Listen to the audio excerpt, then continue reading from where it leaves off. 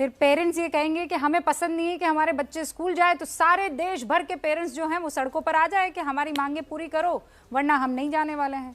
फिर उसके बाद ये जो इनकम टैक्स पेयर्स हैं वो कहेंगे हमें टैक्स नहीं देना, और सारे टैक्स पेयर जो हैं वो सड़कों पर आ जाएंगे, कहेंगे हमारी मांगे पूरी करो। जब तक मांगे पूरी नहीं करो तो फिर आप इलेक्टोरल सिस्टम क्यों रखा है आपने, संसद क्यों रखी है, इन सब की जरूरत ही क्या है? डॉक्टर अजय आलोक, अपनी अपनी मांगे कौन, जितनी भीड़ जितने दिनों तक टिकी रहेगी उसकी मांगे पूरी होगी। अब ये कॉम्पिटिशन।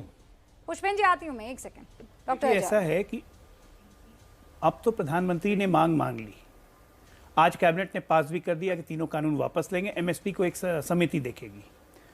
ये एनडीए सरकार है जिसने मिनिमम सपोर्ट प्राइस लगातार बढ़ाया है और उसके बावजूद भी एमएसपी पर एक समिति बनाने की बात कर रही है। ये कह रहे हैं कि तुरंत कानून ही बना दीजिए।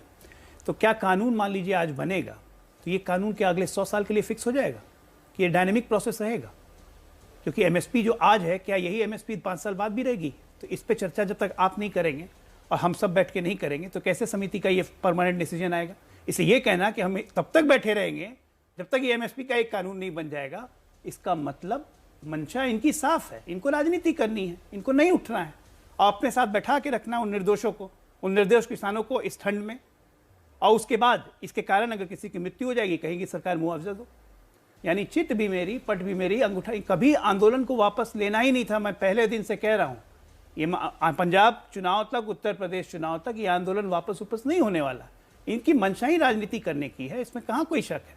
लेकिन अपने साथ कम से कम उन निर्दोष किसान, उन लाखों किसानों को जो आपको आज सहानुभूति दे रहे हैं, आप अपने आप को एक्सपोज कर रहे हैं सब कह के। तो मैं अपील करूंगा कि एक बार संसद से ये लॉ रिपील हो जाएगा, कृपया सबको बोलिए घर जाने के लिए, एमएसपी के लिए बैठिए, चर्चा कीजिए और बिल्कुल सार्थक चर्चा निकलेगी। एमएसपी सिर्फ आपका मामला नहीं है। मैं इसलिए कह रहा हूं कि बिहार में तो ये कानून आज भी लागू है, हमने तो रिपील नहीं किया। इसके सकारात्मक नतीजे हैं जो दिखता है, लेकिन आपने रिपील कर लिया। ये आपकी इच्छा है। प्रधानमंत्री ने, आप ये सोचिए, एक छोटे से तबके को भी नजरअंदाज नहीं कर रहे हैं प्रधानमंत्री, एक छोटे से तबके को भी नजरअंदाज नहीं कर रहे हैं। देश के 80-83% किसान का रकबा, मैं रकबे के हिसाब से कह रहा हूं रूबिका, देश के 83% किसानों का रकबा 2 एकड़ या उससे कम है।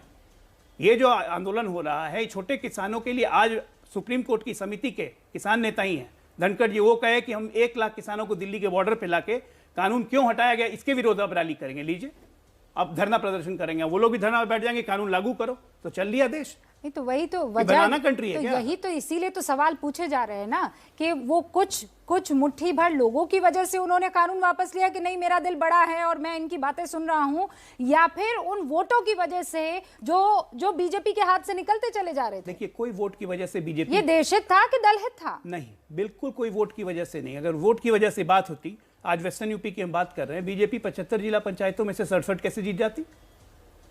हरा देना चाहिए था ना सब में लाइन से बीजेपी को।